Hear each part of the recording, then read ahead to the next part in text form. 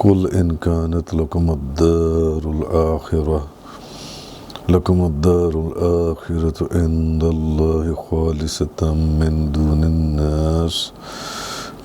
الناس فتمنوا الموت إن كنتم صادقين۔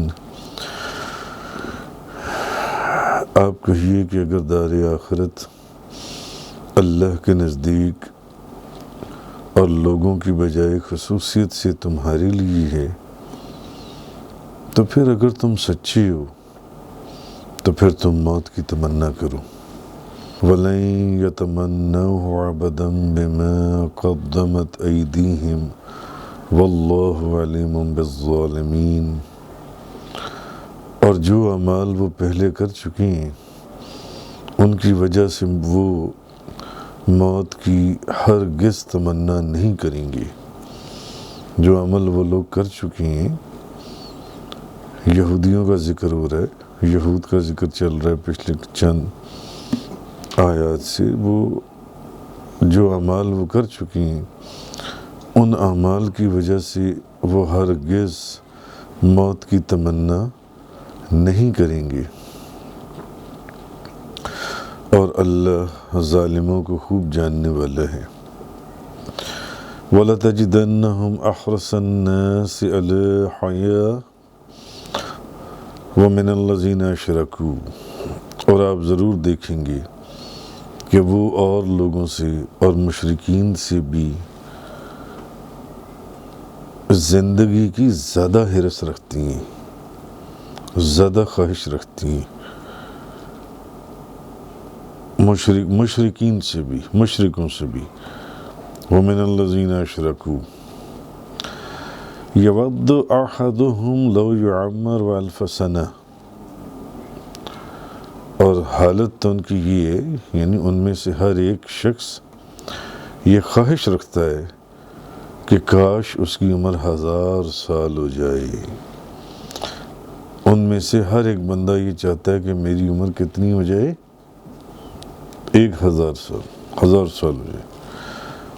وَمَا هُوَ بِمُزَحْزِحِهِ مِنَ الْعَذَابِ أَن يُعَمَّرَ وَاللَّهُ بَصِيرٌ بِمَا يَعْمَلُونَ، اور یہ عمر اسے دی جائے تو یہ اس کو عذاب سے دور کرنے والی نہیں۔ تو اگر اس کو 1000 سال کی عمر دے دی جائے تو وہ کیا سمجھتا ہے کہ وہ عذاب سے بچ جائے گا؟ واللہ بصیر بما یعملون، اور اللہ تعالی ہر چیز کو بہت بہتر خوب دیکھنے والا ہے۔ جیسے کہ آپ لوگ جانتے ہیں پیچھے سے سارا ہم یہود کی کارستانیاں، ان کے عذاب، ان کی نشانیاں پڑھتے چلے آ رہی ہیں۔ اب ان آیات میں بھی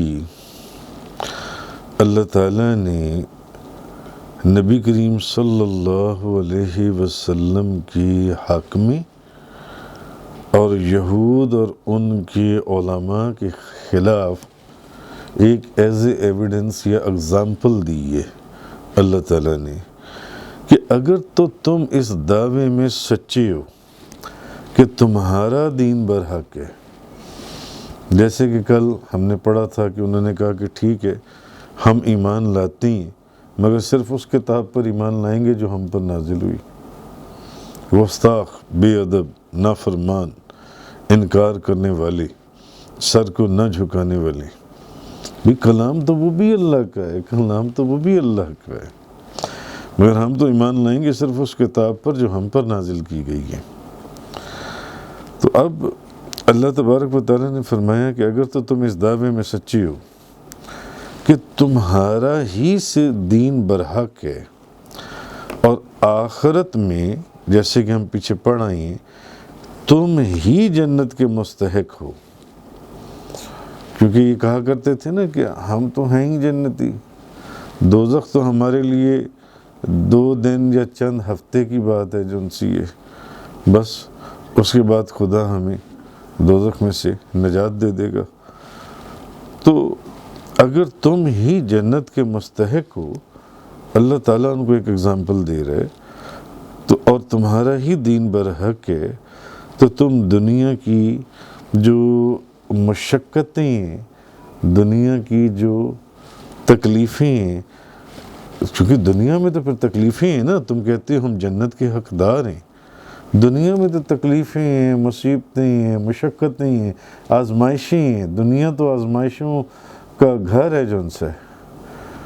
تو اگر تم کہتے ہو کہ ہمارا ہی دین برحق ہے اور جنت کے حقدار صرف ہم ہی ہیں، تو دنیا میں تو یہ مشقتوں اور تکلیفیں، تو تم دنیا کی ان مشقتوں سے اور تکلیفوں سے، بلاؤں سے اور وباؤں سے اور پریشانیوں سے نجات حاصل کرنے اور آخرت میں جنت اور اس کی نعمتوں کو پانے کے لیے موت کی تمنا کرو. تم موت کی تمنا کرو.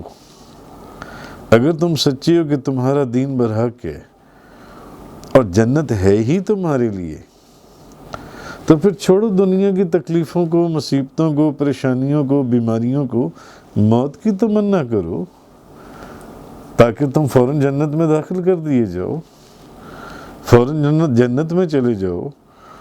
تو پھر تم موت کی تمنا کرو تاکہ معلوم ہو جائے کہ پھر دین کس کا سچا ہے، دین کس کا سچا ہے. لیکن کیا انہوں نے موت کی تمنا کی؟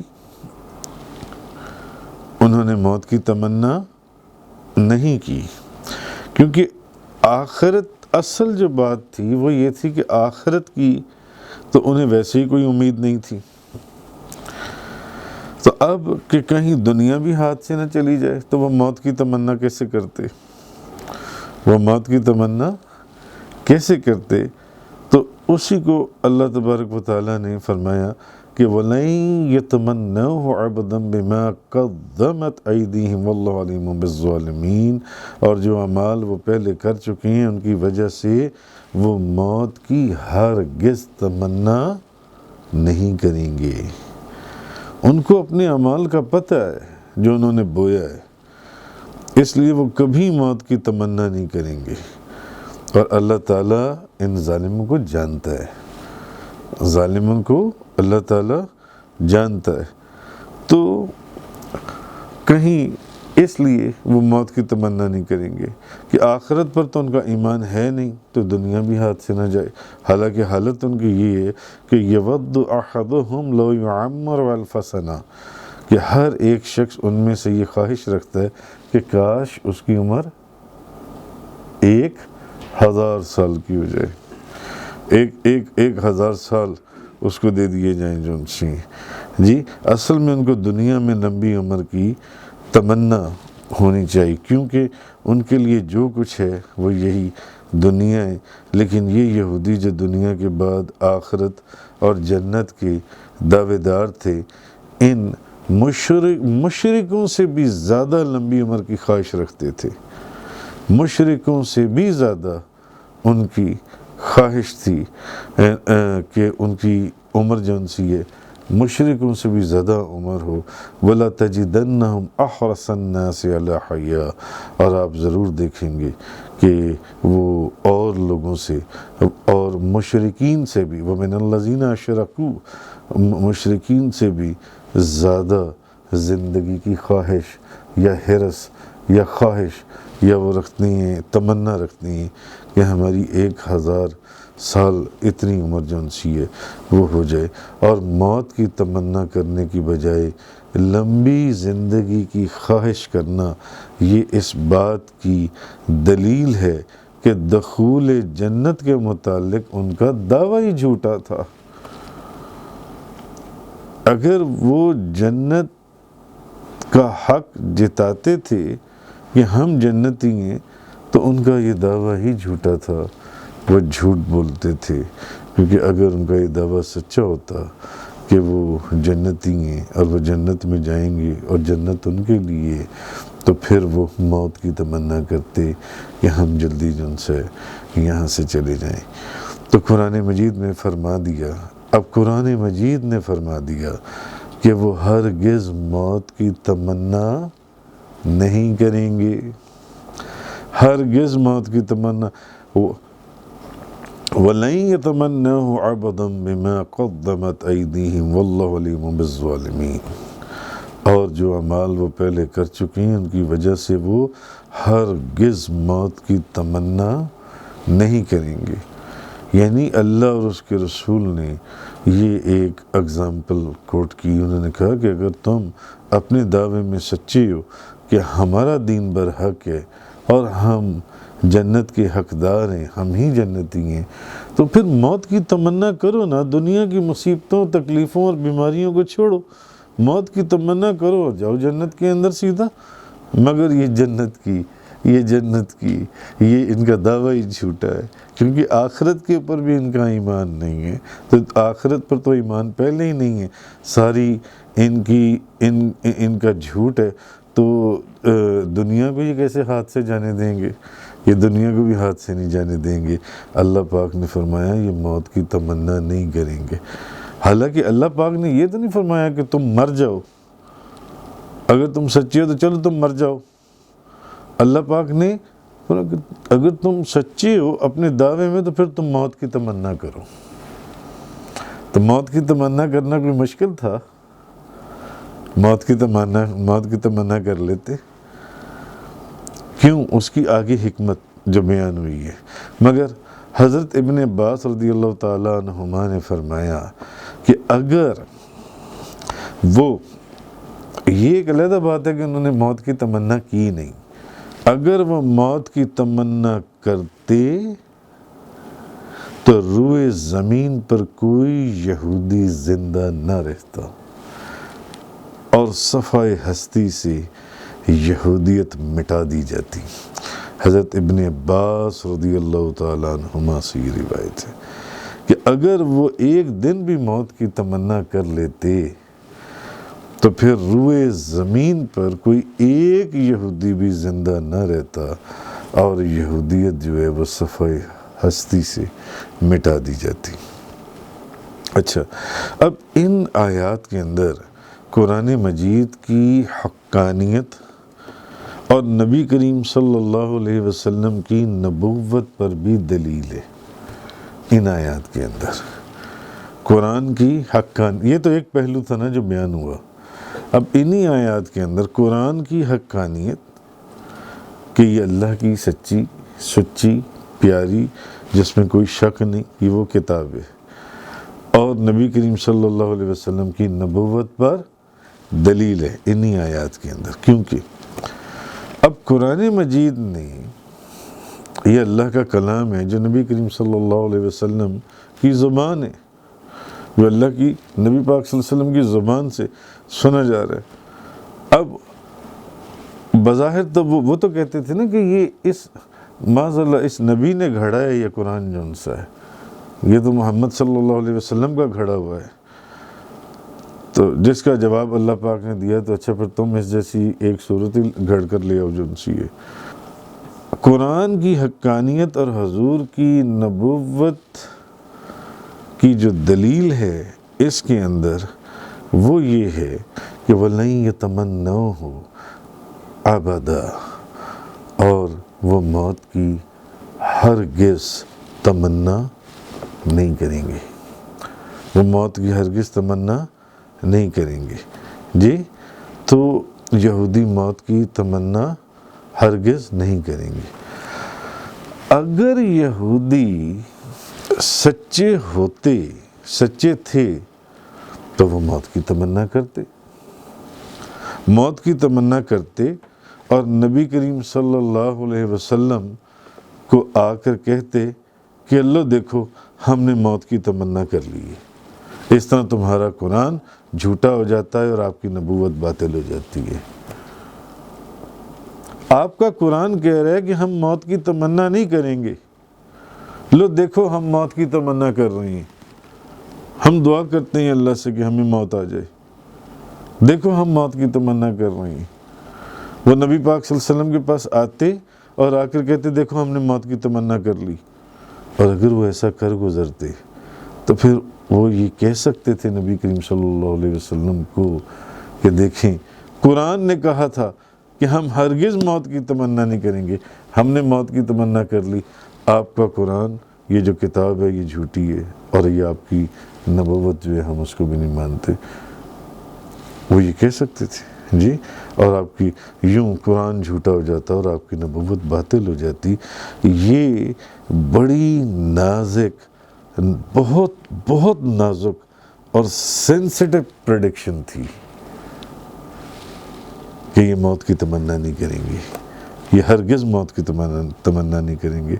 تو نبی کریم صلی اللہ علیہ وسلم نے اپنے مخالفوں اور دشمنوں کے متعلق جو پریڈکشن کی تھی کہ وہ موت کی تمنا نہیں کر سکتے، کبھی نہیں کریں گے، یہودیوں کے لیے بڑا آسان تھا کہ آپ کے دعوی نبوت کو باطل کرنے کے لیے موت کی تمنا کر لیتے، مگر یہی تو حضور کی نبوت کی دلیل ہے اور قرآن کی حقانیت ہے کہ وہ اتنا چھوٹا سا بظاہر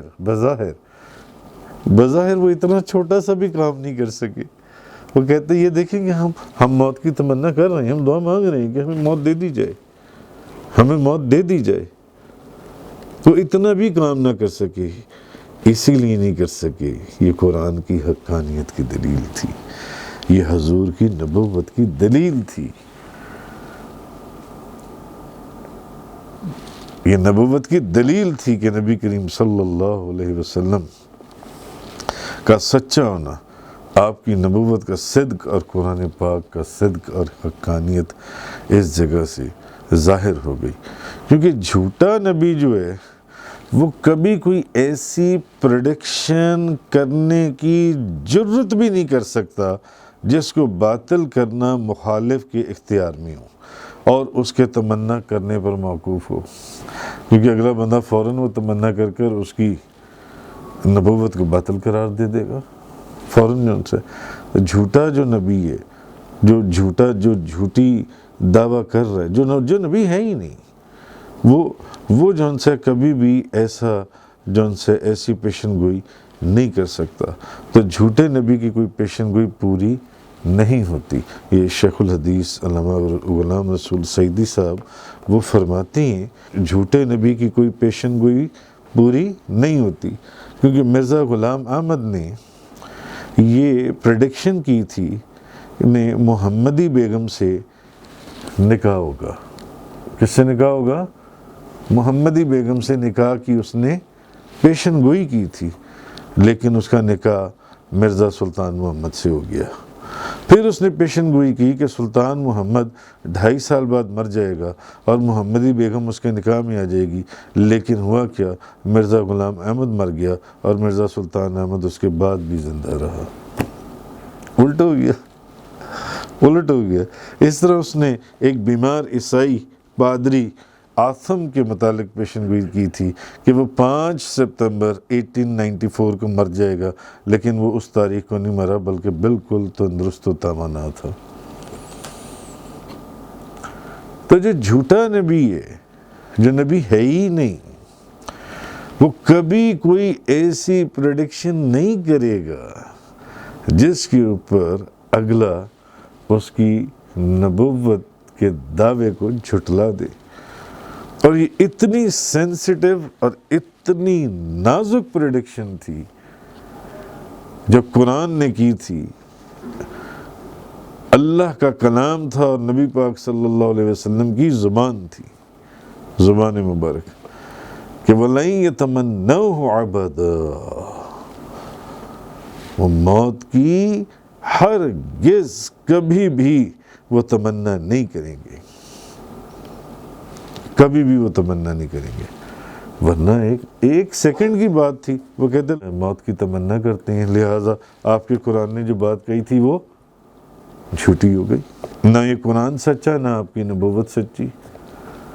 مگر کیونکہ حضور کی نبوت کی انہی آیات نے دلیل بننا تھا، اور اس قرآن کی حقانیت کی دلیل ہی یہی تھی کہ جو قرآن کہہ رہا ہے وہ کر ہی نہیں پائیں گے، اور وہ نہیں کر سکے۔ اچھا، اگر یہ سوال کیا جائے کہ یہودی مسلمانوں سے یہ کہیں کہ اگر تم اسلام کے دین حق ہونے اور دخول جنت کے مدعی ہو تو تم موت کی تمنا کرو، تم بھی تو اسلام کے دین حق ہونے کا دعویٰ کرتے ہو نا، اور جنت میں داخل ہونے کا دعویٰ تو تمہارا بھی ہے نا، تو تم موت کی تمنا کرو، حالانکہ تم موت کی تمنا نہیں کرتے، بلکہ تمہارے تو نبی نے موت کی تمنا کرنے سے منع کیا، تو پھر ہمیں کیا مثالیں دیتی ہوئی جنسی ہے؟ اس کا جواب یہ ہے کہ اول تو ہمارے یہ دعویٰ ہی نہیں ہے کہ صرف ہمارے نبی کے پیروکار جنت میں جائیں گے، ان کا کہنا تھا کہ صرف ہم ہی جنت میں جائیں گے، بس صرف ہم ہی ہمارا تو ایسا کوئی دعویٰ ہی نہیں ہے کہ صرف ہمارے نبی کے ماننے والے، ہمارے نبی کے پیروکار جنسی ہیں وہ جنت میں جائیں گے۔ ہر نبی کے پیروکار جو بھی ان کے فرما بردار تھے اور جو ان پر ایمان لائے وہ سب جنت میں جائیں گے، بلکہ ہر نبی کے سچے پیروکار سب جنت میں جائیں گے۔ دوسرا جواب یہ ہے کہ نبی کریم صلی اللہ علیہ وسلم نے دنیا کی مشکلات اور مصائب سے گھبرا کر، دنیا کی مشکلات، مصیبتیں ہیں، بیماریاں ہیں، پریشانیاں ہیں، حضور نے ان سے گھبرا کر موت کی تمنا کرنے سے منع فرمایا ہے، کہ ان سے گھبرا کر موت کی تمنا کرنا حضور نے اس سے منع فرمایا۔ ہاں، شہادت کے لیے، جنت میں داخلے کے لیے، اللہ کے دیدار کے لیے، اللہ سے ملاقات کے لیے موت کی تمنا فرمائی گئی ہے۔ حدیث پاک میں امام بخاری فرماتے ہیں، حضرت ابو ہریرہ رضی اللہ تعالی عنہ سے روایت کرتے ہیں، حضور نبی پاک صلی اللہ علیہ وسلم نے فرمایا، اس ذات کی قسم جس کے قبضہ قدرت میں میری جان ہے، میں یہ پسند کرتا ہوں کہ میں اللہ کی راہ میں قتل کیا جاؤں، پھر زندہ کیا جاؤں، پھر قتل کیا جاؤں، پھر زندہ کیا جاؤں، پھر قتل کیا جاؤں، پھر زندہ کیا جاؤں، پھر قتل کیا جاؤں۔ تو یہ کہاں موجود ہے کہ ہمارے اندر موت کی تمنا کا کانسیپٹ موجود نہیں ہے؟